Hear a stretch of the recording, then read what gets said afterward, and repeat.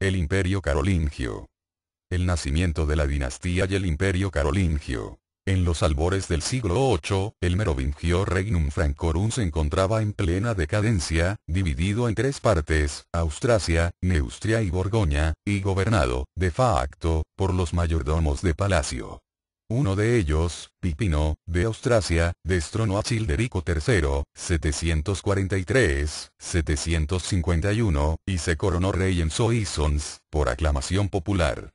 Pipino, hijo de Carlos Martel, buscó la base jurídica para ello en la figura del Papa Zacarías, obligado por las circunstancias a buscar un aliado fuerte frente al empuje de los lombardos en la península italiana.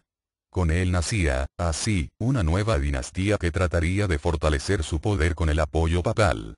A cambio, se iba a erigir en la protectora de la Iglesia romana. En el plano político y militar, Pipino obtuvo importantes victorias contra los musulmanes y consiguió sofocar una sublevación en Aquitania, a la vez que creó los estados pontificios. A su muerte, en 768, dividió su reino entre sus dos hijos, Carlos y Carlomán. Carlomagno. La muerte en 771 de este último permitió que Carlos, el futuro Carlomagno, 771-814, reunificara nuevamente el reino, que constaba ya de Neustria, Austrasia, Aquitania, Borgoña y Provenza, y comenzara una larga campaña de expansión de sus fronteras. Para ello, emprendió sucesivas campañas militares. Sometió a los lombardos y se nombró en 774 Rex Francorum et Longobardorum, acabó en 796 con el reino de los ávaros, cristianizó tras 30 años de luchas a los sajones y frisones, pero se vio frenado por los musulmanes al otro lado de los Pirineos en su intento por llegar hasta el Ebro. Tras dominar a los distintos pueblos, llevó las fronteras de su reino hasta el río Elba por el este y hasta la marca hispánica por el suroeste, y en la Navidad del año 800 se hizo coronar emperador de los romanos por el Papa León III. Este hecho iba a conferir a la dinastía carolingia el papel de sucesora del Imperio Romano de Occidente y defensora efectiva del pueblo cristiano, relegando al Papa a meras funciones espirituales. En el plano cultural, Carlomagno impulsó la recuperación del espíritu romano perdido en los siglos anteriores, mediante lo que se ha llamado Renacimiento carolingio. Emprendió la construcción de grandes conjuntos monásticos y catedralicios que le servirían de base para la cristianización de los distintos pueblos sometidos, organizó territorialmente la administración religiosa y creó importantes scriptoria como difusores de esa revolución cultural. Una de sus primeras medidas para todo ello fue la creación de una escritura común y homogénea en todo el imperio, la minúscula Carolina. Para conseguir todo esto, se rodeó de una serie de eruditos como Alcuino de York o Eguinardo. Los sucesores de Carlomagno.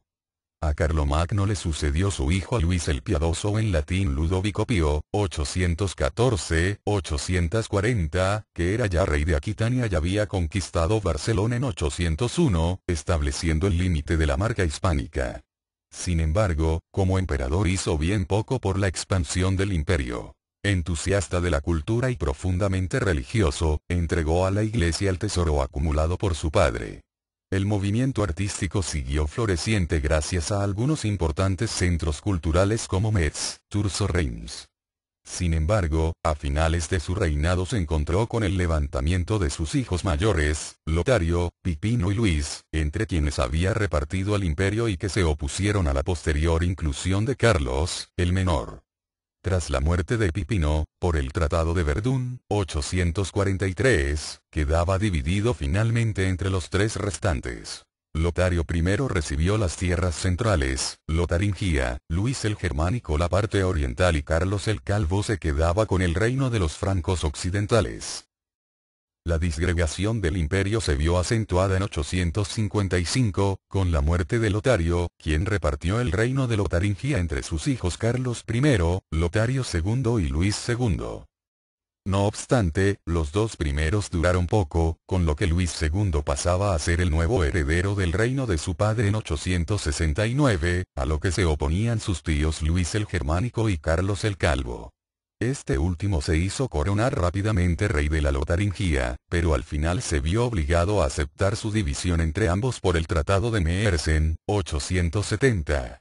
Durante estos últimos años, los restos del imperio carolingio se encontraron con un nuevo peligro, las incursiones vikingas que comenzaron a asolar sus tierras, pero en el campo cultural se alcanzó un nuevo florecimiento de las artes, impulsadas por el mecenazgo imperial, fundamentalmente de Carlos el Calvo. Decadencia del imperio carolingio. Tras los nietos de Carlomagno, sus sucesores ya no fueron capaces de conservar la estabilidad imperial, y poco a poco se fue perdiendo la unidad política que se había conseguido con el mantenimiento de un férreo control en manos del emperador. Las nuevas presiones externas obligaron a Carlos a reconocer, mediante la capitular de Chieri, 877, la posibilidad de que los grandes funcionarios carolingios pudieran transmitir sus derechos territoriales a sus hijos, de forma que iban a aparecer grandes principados de tipo hereditario que marcarían el nacimiento del feudalismo. Pese a todo, los sucesores de la dinastía carolingia consiguieron mantenerse hasta el siglo X. En el bloque oriental, a la muerte de Luis el Niño en 911 fue elegido rey Conrado de Franconia y, tras él, Enrique I, fundador de la dinastía otoniana. Mientras, en Occidente llegaron hasta 987, año en que fueron sustituidos por los capetos.